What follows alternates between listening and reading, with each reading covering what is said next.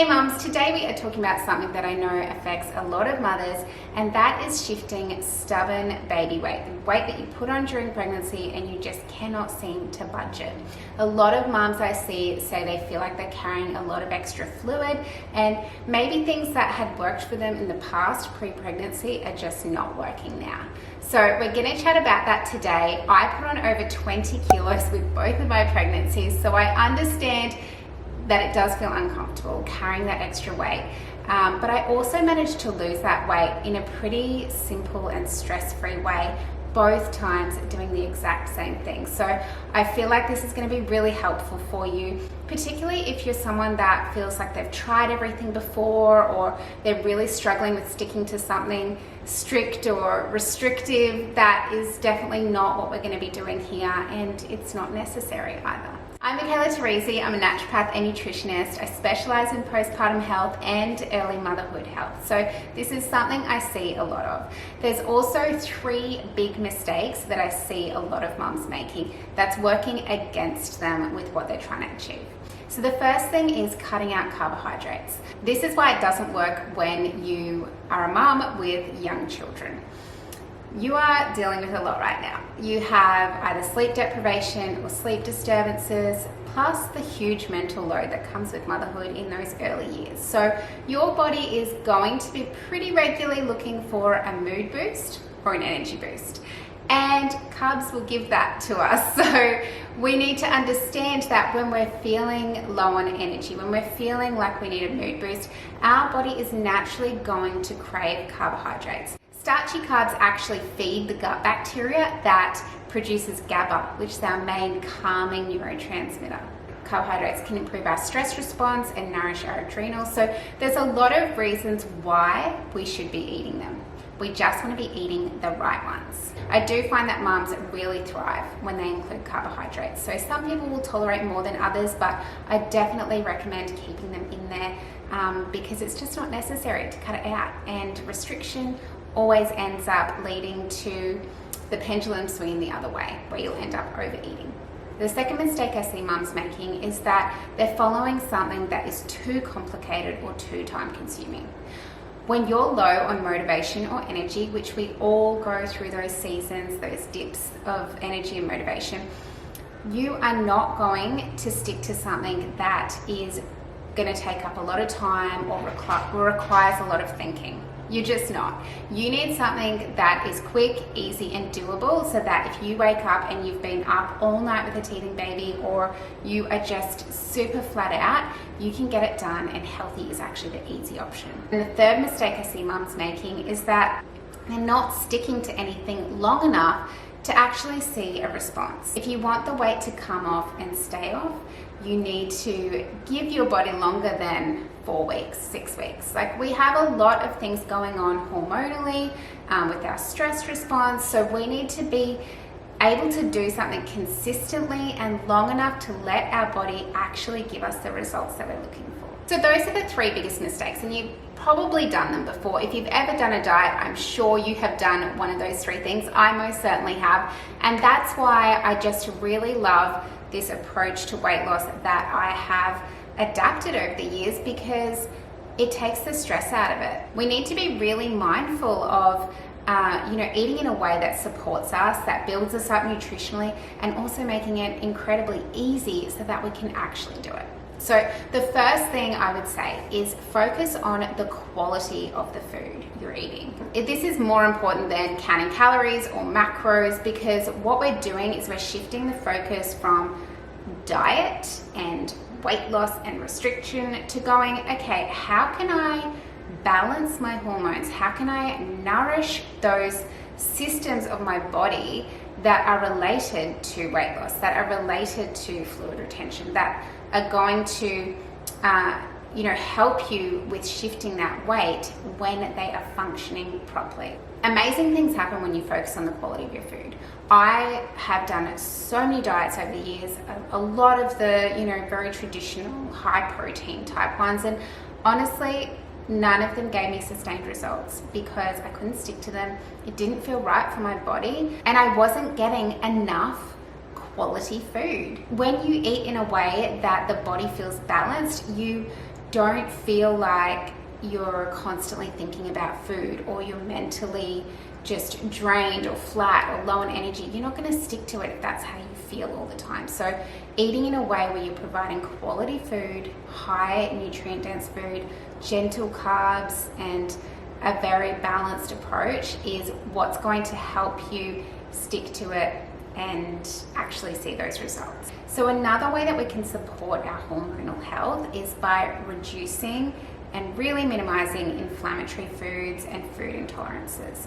So if you have food intolerances, every time you eat those foods, it creates an inflammatory response to the body and directly impacts the adrenals.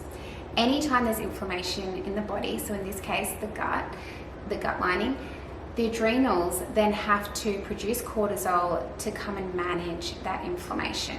Now our adrenals are already dealing with a lot during early motherhood. So when we go and put that extra burden on them, it can lead to chronically elevated cortisol. When we are overproducing cortisol, our other hormones get neglected. The body will prioritize cortisol production over the other hormones. And this is where we can start to see those issues with, a sluggish thyroid or estrogen dominance, because these hormones are not being properly managed, and we start to see these issues that contribute to fluid retention and stubborn weight. So I would recommend starting with minimizing gluten, dairy, soy, and sugar. I don't think you need to completely eliminate sugar, like a little bit of dark chocolate here and there, and that can help to just help you feel balanced. Do it for a month, see how you feel. Most people will have positive results from that. So that can be something that really moves the needle in seeing that extra weight come off. Particularly dairy as well is very well linked to weight gain, and then gluten, because of the way that it contributes to that inflammation. And then the third thing that is by far probably the number one thing that has made a difference for me, and that is preparing ahead. Don't rely on motivation when you don't know what kind of day, you don't know what kind of week you're going to have. So if you can be prepared, you're taking one less thing off your to-do list to think about.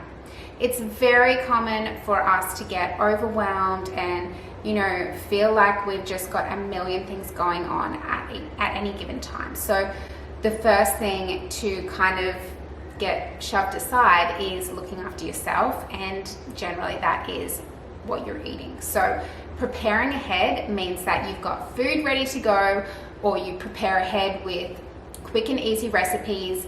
I always have my go-to 5-minute recipes, whether that be a salad or a breakfast or even a dinner that I can throw together in 5 minutes. I have these on hand for those days when things are just crazy and you just feel like you can't get it done. If you have sugar cravings, make a healthy batch of muffins, make a healthy dessert.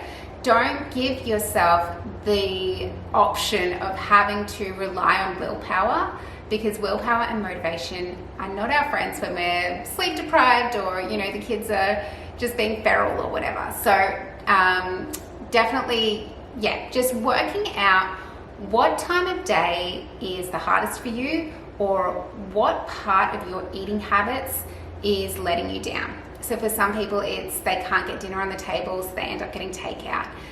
So cook dinner early. I sometimes put dinner on at 6 o'clock in the morning just so it's done for the day.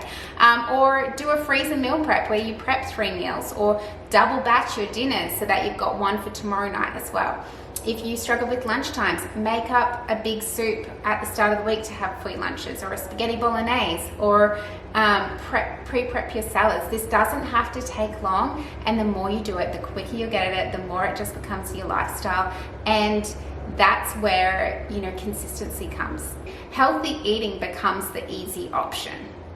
And so on the days that it really counts, you've got healthy options there. And then the last thing I will say is I stopped doing really crazy exercise and just started moving more. So as in more walking, more just being gently active throughout the day without actually exercising. Getting on the Fitball, that is probably what really helped me get the last few kilos off each time, because it's whenever my babies start teething, I'm on the Fitball a lot. But that's just that constant gentle movement. It's not enough for your body to feel sore and tired from, but it's enough to keep it moving. And you know, movement is movement.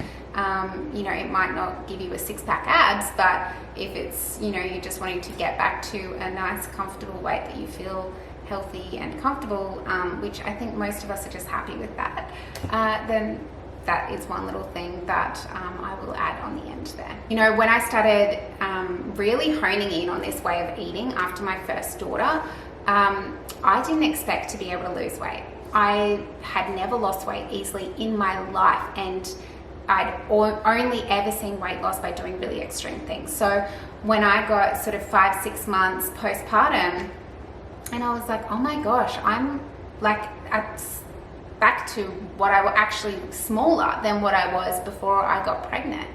And I don't have to change anything. Like, I'm not, you know, doing this hardcore 6 month diet and then, you know, oh, I can eat now. No, it was just like, oh, okay, well, that's cool. My fluid retention went, my gut health improved. All of these health issues that I've been working on and doing really extreme things for years, all cleared up because of consistency. I was focused on supporting my hormone health. I was eating foods that made me feel good and energized and not restricted, and I was consistent with it. So I know sometimes you can just want to go for the more extreme approach and then be like, no, I'll do the balanced approach once I've lost the weight. It doesn't work. It doesn't. I have said that so many times, and I wish that I had just gone, you know what, I'm going to give myself this reasonable amount of time. I'm not going to stress. I'm not going to have this panic approach to it. It's more about, okay, I'm supporting my health, my energy levels. I want to feel good and happy. That's the main goal. And then the side benefit is that there's weight loss as well. The way that I eat now is so much easier and just so much more relaxed. I think we could really do with just relaxing a bit more about our food and being gentle with ourselves. You know, I know that it feels uncomfortable having the extra weight, but if you can eat in a way that is just really supporting what your body is going through, how it is trying to rebalance right now, you're going to feel so much better about yourself mentally, and you can really enjoy it. So if you have any questions or you'd like to know more about this, I would love to hear from you. You can leave a comment below, or you can send me an email or head over to my Instagram at kulu.co. Thanks so much for watching. You can find heaps of free recipes to get you started, resources, and me over at kuluco.com.